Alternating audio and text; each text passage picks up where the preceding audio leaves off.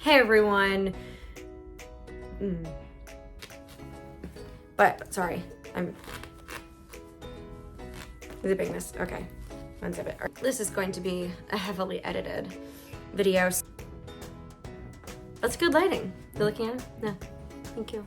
Happy holidays to you all. I will give you the gift of pleasurable experience of watching my niece put on makeup with me. That's sort of the offering I have to you. I know we're all big fans of our tiny unicorn, and she's back for one, final special. Here she is. Can you say hi to the camera? Say hi. Hi. And tell them who you are. Elsa. And Elsa, what's today? Christmas. And do you have a message to give to your kingdom on Christmas? Happy Frozen. Happy Frozen! And anything else? No. How about peace on earth? No. How about unicorns? Yes. Okay, unicorns. Great, all right. So what I want to say is that last night I attended Hedwig and the Angry Inch, John Cameron Mitchell and Stephen Trask. They did a performance here in New York, where I am at present, about the origin of love, or music from Hedwig, based on music from Hedwig, the whole thing. So so James and I attended this last night, double Omicron masked. And actually, I'll just show you the outfit. I was wearing this number. You can't quite see it, but I had on this corset, this brocade top, as well as a giant white tutu, which I'll show you as well. It's this thing. I'm wearing this outfit with my blonde wig, my Alice in Wonderland wig. And I wore it, and we went, and the show was long. The reason why I'm bringing this up is because John Cameron Mitchell and Stephen Trask have been my idols since I was a very young thing, and I saw Hedwig and the Angry Inch at a very young age of like 15. I saw the movie, and I was obsessed with the movie, and I bought the DVD, and I watched it all the time. It was like my thing, And now, getting to see them in an intimate theater, I got VIP tickets. I got VIP tickets because obviously these artists meant a lot to me, and I wanted to get to meet them. So the first red flag, or the first issue here, is that the play was not good. It was billed as a presentation of the songs of Hedwig, but in fact, it was not. It was some songs from Hedwig and then sort of a menagerie of whatever John Cameron Mitchell and Stephen Trask wanted to do, which is fine, but don't advertise this as like stories of Hedwig and the Angry Inch from 2 decades. Like, that's not what it was. Anyway, we get to the end and we finally go wait. We wait in the same theater we were sitting in for the meet and greet afterwards.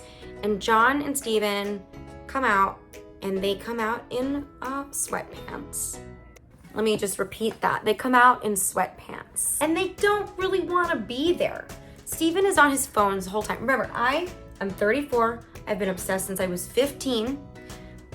I've always loved Stephen, and I'm finally sitting in front of him, and he's looking at his phone the whole time. And John is also like not very interested. So we get to ask questions, and I finally ask, I raise my hand and I say, hey, the origin of love, why did this story mean so much to you to write a song about it, and a musical sort of based on the principles of this thing? And John and Stephen proceed to explain to me the origin of love being about one of these first ancient scripts that identify queerness, which, if everyone doesn't know the Origin of Love song, please Spotify it. It's beautiful. It's an amazing song. I know all the words. So they explain it to me, and I'm a little bit like, I know that it identifies queerness.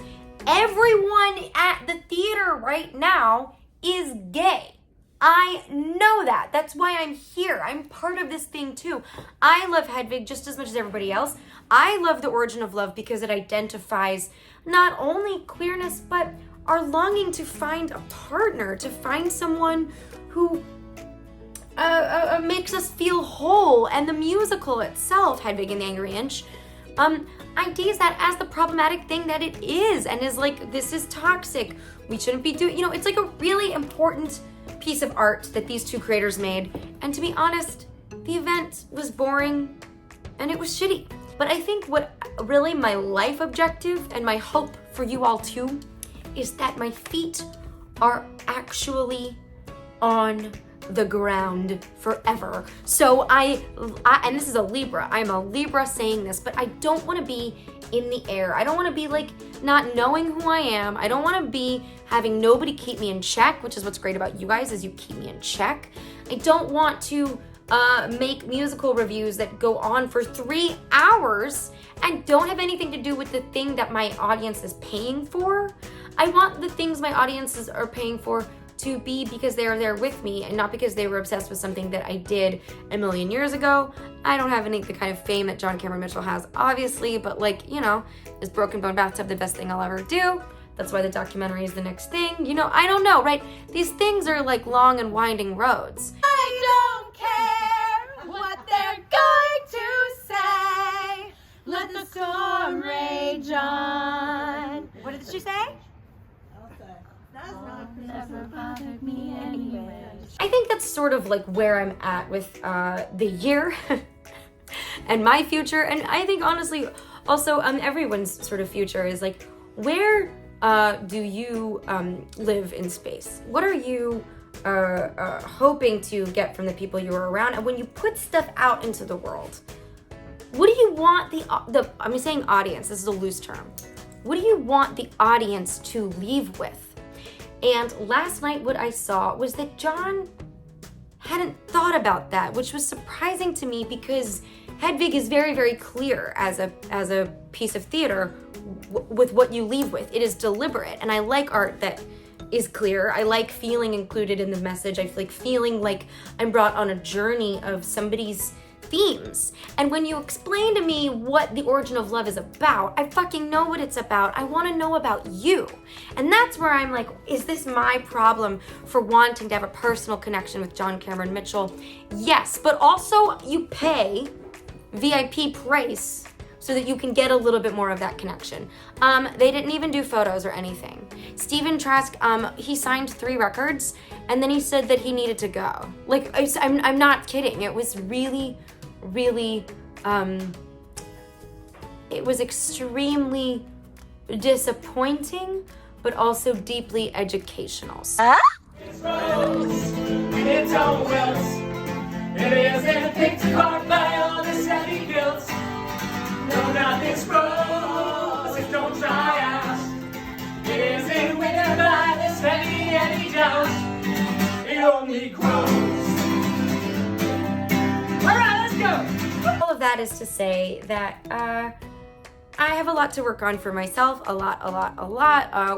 Work boundaries, life boundaries, self-personal boundaries, ironing out long-term plans without feeling like I'm going to throw up. Time, no muscle throw. I can tell that in between the sting, my smile reaches you. You see my eyes get real clouds. And now I'm telling you, you'll never be a doubt. Not without this rose, it never dies. Its color can't be trained by petty lies. No, not this rose, still stands tall. It isn't weakened by the pressure of it all. It only grows. It is a lot to ask of someone you admire to deliver every time that they present. And I don't want anyone to have to be perfect. Certainly not myself. But I want to hold myself to a standard that at least is genuine and authentic every time. So here's to that as a long-term goal and a short-term goal. Here's to boundaries for you all, and here is to more of my precious little unicorn niece. I look like a princess, but I'm actually a queen. I look like a princess, but I'm actually a queen. Here's to you. Happy New Year! Happy New Year! It only does what? Finish. Yeah.